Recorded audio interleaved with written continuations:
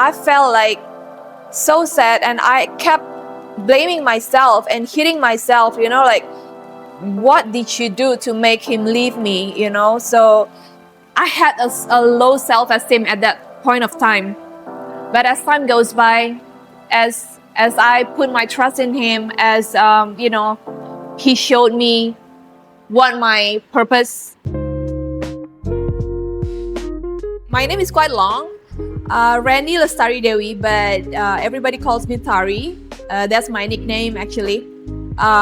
It's actually the nickname given by my mom because it really reflects my characteristic, my personality, Well, I had a lot of love stories. There are times when I, had a love story before I received Christ and after that. Before I received Christ, I thought that, whenever I was in a relationship with someone, I thought that, because I'm so good, I'm so gorgeous, blah, blah, blah, So I was so confident that man will not leave me, right? So when something happened, when something hit, we had an argument or something, and then eventually that guy broke up with me. I was so crushed because I felt like I was not good enough. I didn't do so much. I didn't do a lot, So it was about me. And it was really hurt, And I could be in a depression moment for months. Even when I went to work, I would cry. So when I think back, it was really embarrassing. But at that point of time, I didn't think that way. I felt like so sad, and I kept blaming myself and hitting myself, like, what did you do to make him leave me, So when we are in that situation, and we don't realize, we don't remember who we are in Christ, and especially when we don't have Christ in us, it was really, really tough to go through it. So that's why I cried. Like it took me months to recover and to eventually move on. No matter what people say to me, I always blaming myself, and I felt like it was my mistake, not that guy mistake, So yeah, it was so hard to understand,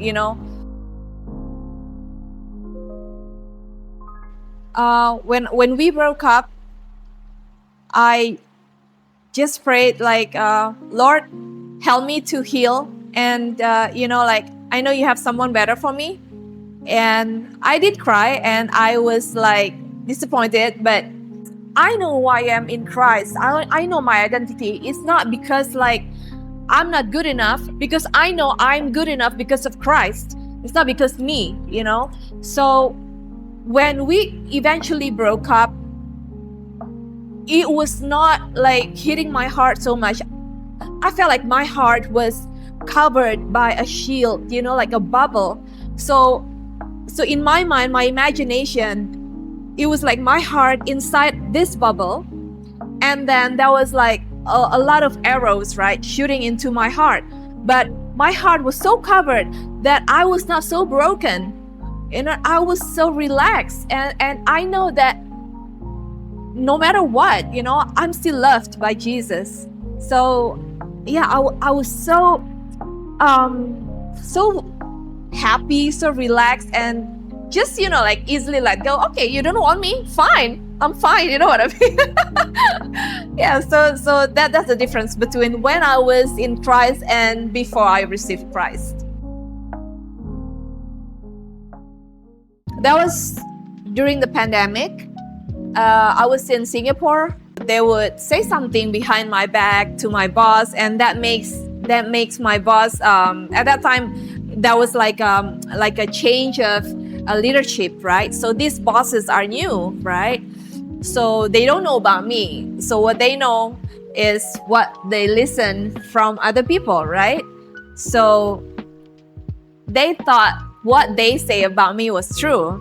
So there was like a dislike, and like and dislike, right? Favoritism and everything. And it was really hurting because those people whom I thought friends, actually, they were not. It really hit me. It really hurt me a lot. So he took me out from the department. Well, I just say that I was literally put in a security guard. Yeah, in a security post. So I was surrounded by the security guards and all the drivers and everything. So my coworkers at that time was security guards and the drivers. I felt belittled. I felt I had a low self-esteem at that point of time. But as time goes by, as I put my trust in him, as he showed me what my purpose there, God reminded me that he literally spoke in my heart that no matter he put me, he will bless me. So as he put me elsewhere, he used us as a blessing to those around me. You can be a blessing to them, So one by one, right? God showed me someone needed to be helped. So as I was there, he used me to help those people. So I began to understand. I began to, gain my confidence again. And well, not too long after that, the table turned. So yeah, so it was really like God's handprints all over my life. One of the diplomats came to me and said to me, "Hey, you'll be appointed to be the LO for one of the VIPs." And I was like, "What? What are you talking about?" And he was so shocked. "Oh, your boss didn't tell you?" "No." I said, "Okay, never mind. Just wait until he told you." So eventually, my boss didn't say anything to me, but I was called by the vice ambassador, and he said that you'll be accompanying this person during their stay in Singapore. So I was like so shocked. Why me? Because you are capable to do that. And I was like, what? Okay, So yeah, so from that moment on, every department at the embassy always used me to be involved in every activity, and it really showed my boss that his perspective about me was totally wrong, because even the highest ranked used me for the job. You know what I mean? So yeah, so it was really amazing. And I was like, wow, I was like, my mind was blown. I was like, oh my God, you really fight everything for me, you really fight all my enemies, without me having to lift my finger. You know what I mean? So it's amazing.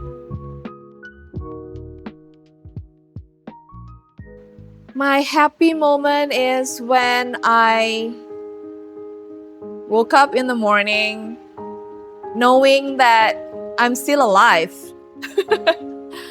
And whenever I listen to worship songs, my mood is just lifted up. No matter how low I am, whenever I sing the worship song, it's just, like a mood booster for me.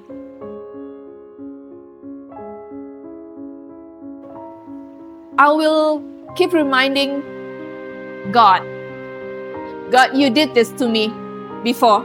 You will do it again. If you need someone to help you or need someone to talk to, please click the link below and they will contact you.